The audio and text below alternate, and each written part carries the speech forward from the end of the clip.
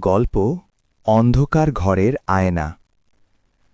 শহরের একদম শেষ প্রান্তে একটা পুরনো বাড়ি ছিল। লোকজন বলতো ওই বাড়িটা অভিশপ্ত, কেউ সেখানে বেশি দিন থাকতে পারে না। কিন্তু আদনান এসব বিশ্বাস করত না। সে আর তার প্রেমিকা মায়া দুজনেই পরিবার ছেড়ে নতুন জীবন শুরু করতে চেয়েছিল। কম টাকায় একটা বাসা দরকার ছিল, আর সেই বাড়িটা খুব সস্তায় ভাড়া পাওয়া গেল। প্রথম দিন থেকেই বাড়িটা অদ্ভুত লাগছিল। দেয়ালে পুরনো দাগ, কোথাও হালকা পোড়া গন্ধ, আর একটা বড় আয়না ড্রয়িং রুমের মাঝখানে। মায়া আয়নাটা দেখেই বলল, এটা এখানে কেন রাখা? বাড়িওয়ালা শুধু হেসে বলল, ওটা সরানো যাবে না, আগের ভাড়াটিয়ার জিনিস। প্রথম কয়েকদিন সব ঠিক ছিল, কিন্তু ধীরে ধীরে মায়া বদলাতে শুরু করল।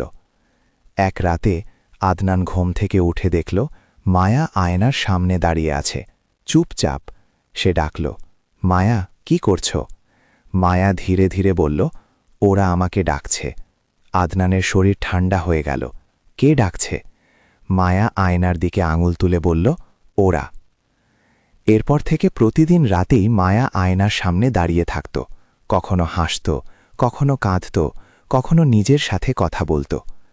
একদিন আদনান লুটিয়ে আয়নার সামনে দাঁড়াল। সে নিজের প্রতিবিম্বের দিকে তাকাল।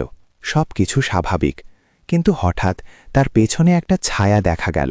সে দ্রুত ঘুরে দাঁড়াল। কেউ নেই। আবার আয়নার দিকে তাকাতেই ছায়াটা আরও কাছে, এবার স্পষ্ট। একজন মেয়ে, মুখটা বিকৃত, চোখ ফাঁকা।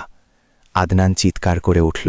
মায়া তখন হাসতে হাসতে বলল, ওরা এখন তোমাকেও দেখতে পাচ্ছে।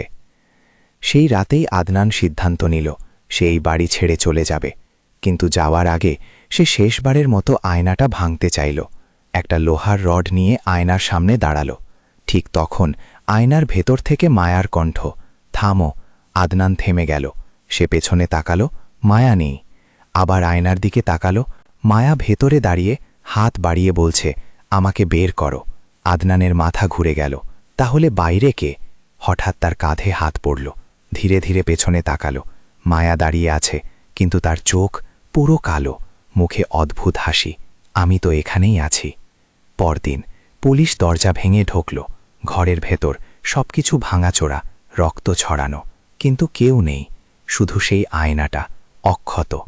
আর আয়নার ভেতরে দুজন মানুষ দাঁড়িয়ে, একজন আদনান, আরেকজন মায়া। দুজনেই কাঁদছে, হাত বাড়িয়ে যেন বের হতে চাইছে।